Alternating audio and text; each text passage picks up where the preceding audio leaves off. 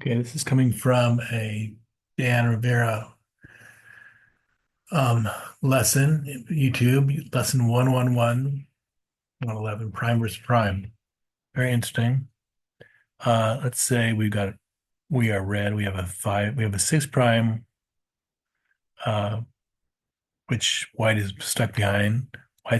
Oops, white's got a five prime, which we're stuck behind. We get a 3-2 as red. What would you do?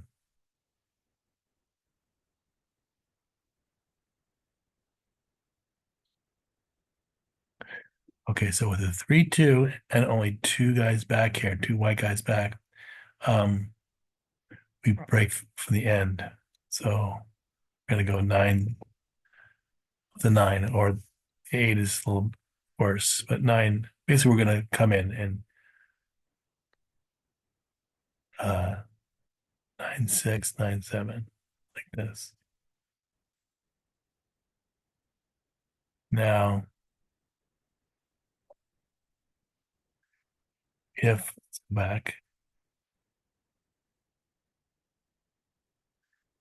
go back here, and now we put three white guys back there, so the two, and we do that. Let's go on because let me go back before we go into the three here. Um, we do the 9-7, 9-6 because we want, after we've moved our guys, then if white gets out with a six, we're going to attack.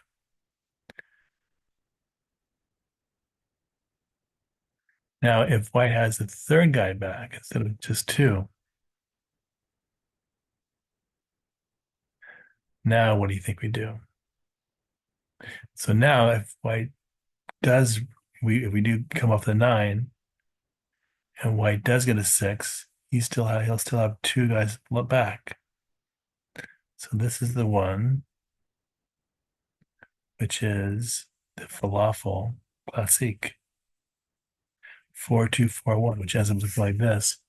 And that's because since White's got that third one back, it's not going to hurt him to run. If he gets six, it's not going to hurt him. If six is not going to hurt him. He's going to be able to run out with the third checker and attack us, be free, not be safe.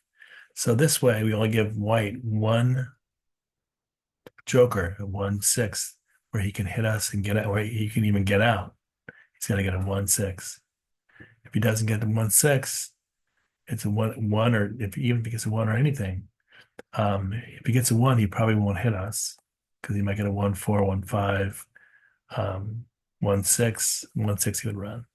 But this is what we would do with three guys out because now he only has one, White only has one decent roll to get out. 1-6. Otherwise, he's gonna have to break his board. And then Dan says something about what happens if we get this situation here. Hold on. This one. Okay, so in this situation, oh, not this one. I'll only pause this a second.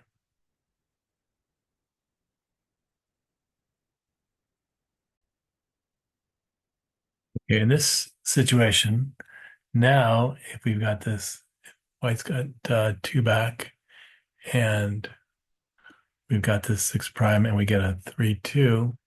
Now it's best to move two from the eight like this. And that's okay, that's one thing. Let's see. Um, the nine is not so much worse. Two from the nine. Still get some shots at him. Um, but let's say we make this move. We move two from the eight. Let's say we go like this. And let's say white now gets a five, say 5-2.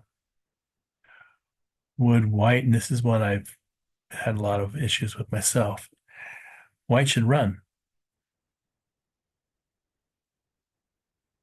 22-15. even though he's going to end up looking like this, to me, I have a really hard time doing this.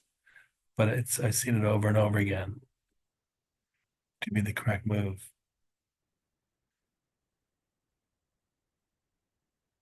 Um, if we don't do this, if white doesn't do this, does something like this, or this one, does something like this, that's a big blunder.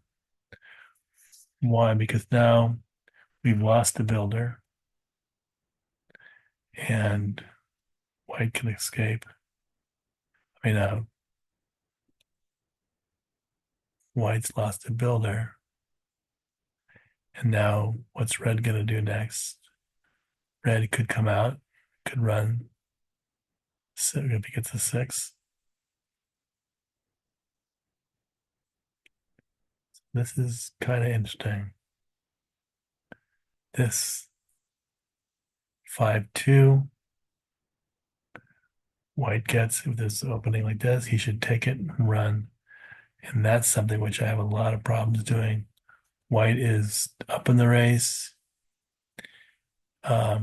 He's got this good prime.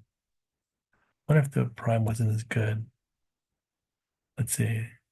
Let's say if the prime was like this instead.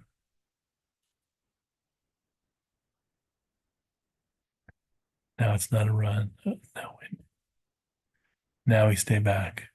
So when white had a 5 prime, this, he ran. Now, but which ended up like this. However, white, instead of having a 5 prime over here, white has a 4 prime. White stays back here in the 22, makes this move, doesn't come under the gun. Interesting.